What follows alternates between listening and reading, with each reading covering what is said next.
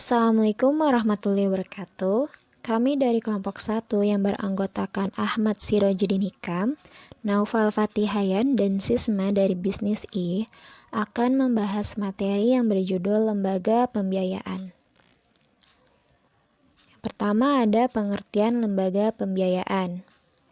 Menurut peraturan pemerintah atau peraturan presiden nomor 9 tahun 2009 dijelaskan bahwa lembaga pembiayaan adalah badan usaha yang melakukan kegiatan pembiayaan dalam bentuk penyediaan dana atau barang modal. Lalu apa bedanya lembaga keuangan dan juga lembaga pembiayaan? Bedanya terletak dari masing-masing kegiatan tersebut. Jika lembaga keuangan memiliki kegiatan untuk menghimpun dana sekaligus melakukan pembiayaan, sedangkan lembaga pembiayaan hanya berfokus pada kegiatan penyediaan dana saja atau penyediaan barang modal. Jadi, hanya untuk pembiayaannya saja. Lalu selanjutnya ada jenis lembaga pembiayaan. Ada dua. Pertama yaitu perusahaan pembiayaan dan juga perusahaan pembiayaan infrastruktur.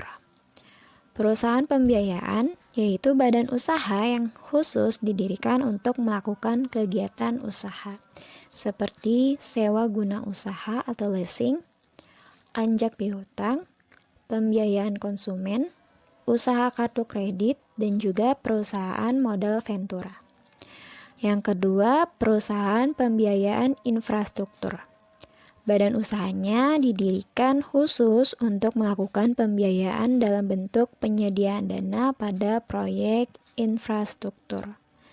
Jadi, di sini perusahaannya itu khusus pemberian pinjaman langsung untuk pembiayaan infrastruktur atau semacam pembangunan.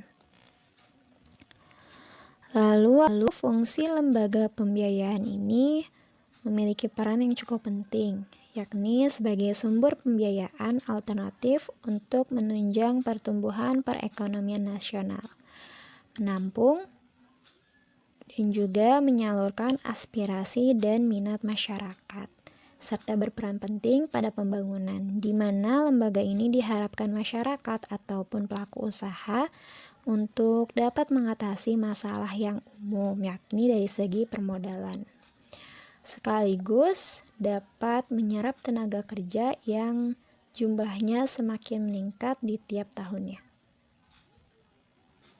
Di sini saya akan membahas tentang kegiatan perusahaan pembiayaan.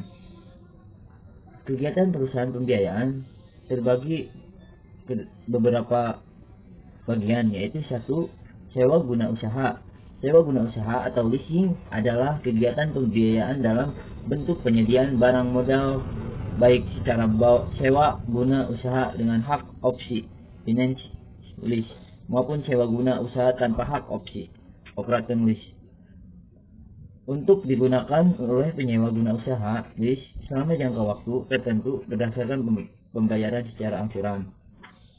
Selanjutnya, anjak piutang. Anjak piutang atau bisa disebut factoring adalah kegiatan pembiayaan dalam bentuk pembelian piutang dagang jangka pendek suatu perusahaan. Berikut pengurusan atas piutang tersebut. Ketiga, pembiayaan konsumen. Pembiayaan konsumen atau bisa disebut dengan customer finance adalah kegiatan pembiayaan untuk pengadaan berdasarkan kebutuhan konsumen dengan pembayaran secara angsuran. Selanjutnya yaitu usaha kartu kredit. Kartu kredit atau credit card merupakan kegiatan pembiayaan untuk pembelian barang atau jasa menggunakan kartu kredit. Selanjutnya perusahaan modal ventura. Perusahaan modal ventura atau venture capital company adalah badan usaha yang melakukan usaha pembiayaan atau penyertaan modal ke dalam suatu perusahaan yang menerima bantuan pembiayaan investasi company untuk jangka waktu tertentu dalam bentuk pernyataan saham, penyertaan melalui pembelian obligasi konversi, dan pembiayaan berdasarkan pembagian atau hasil usaha. Nah, contohnya seperti PT Federal Internal Finance, disingkat menjadi PIF Group. PT Federal International Finance didirikan dengan nama PT Mitra Pusaka Arta Finance pada bulan Mei 1989. Nah, jasa perusahaan yang biasanya perusahaan itu biasanya adalah pembiayaan investasi, kedua pembiayaan modal kerja, ketiga pembiayaan multiguna, sewa operasi dalam kurung operating lease, dan kegiatan berbasis fee. Keempat, pembiayaan syariah meliputi pembiayaan jual beli, pembiayaan investasi, dan pembiayaan jasa yang dilakukan dengan menggunakan akad berdasarkan prinsip syariah. Kelima, pembiayaan lain berdasarkan persetujuan otoritas jasa keuangan.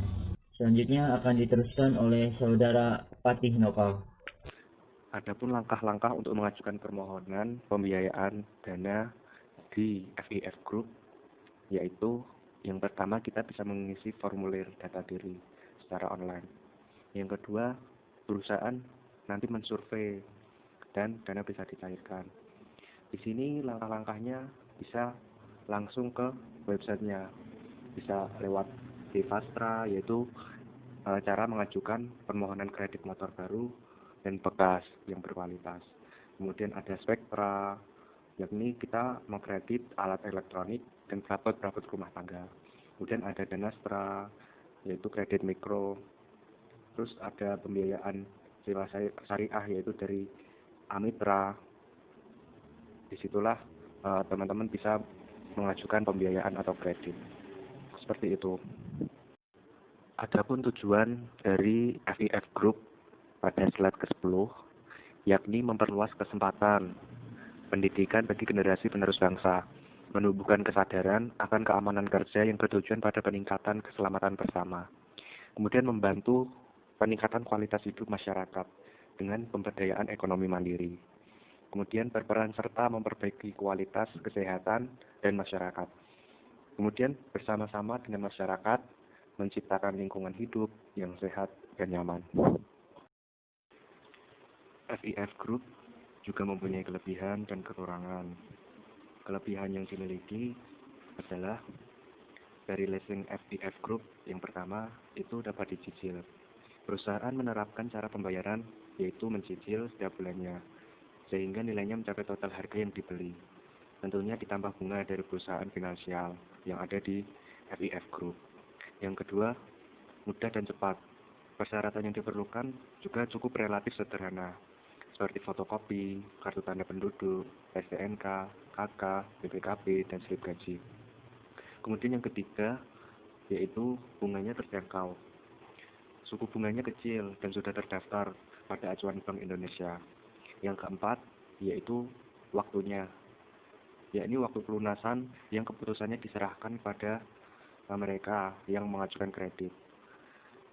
Kemudian yang mengajukan kredit juga dapat memilih jangka waktu pembiayaan berdasarkan kesanggupan membayar nilai angsuran. Kemudian kekurangan dari leasing FIF Group yang pertama adalah denda, yakni memberikan denda kepada nasabah yang tidak membayar angsuran pada waktunya.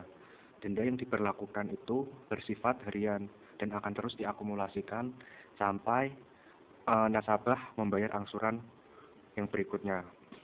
Kemudian yang kedua, yakni penyitaan. Jika sudah lewat 2 bulan dari jatuh tempo, tetapi tidak melakukan pembayaran cicilan secara terus-menerus, maka akan dikenai status kredit macet dan pihak perusahaan pembiayaan dapat menyita.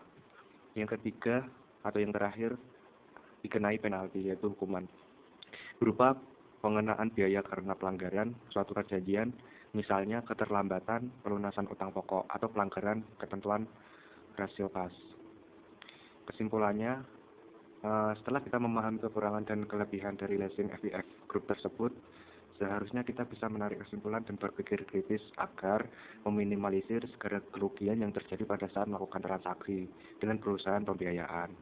Seperti itu. Mohon maaf, apabila banyak salah. Wabillahi taufiq wal hidayah. Assalamualaikum warahmatullahi wabarakatuh. Terima kasih.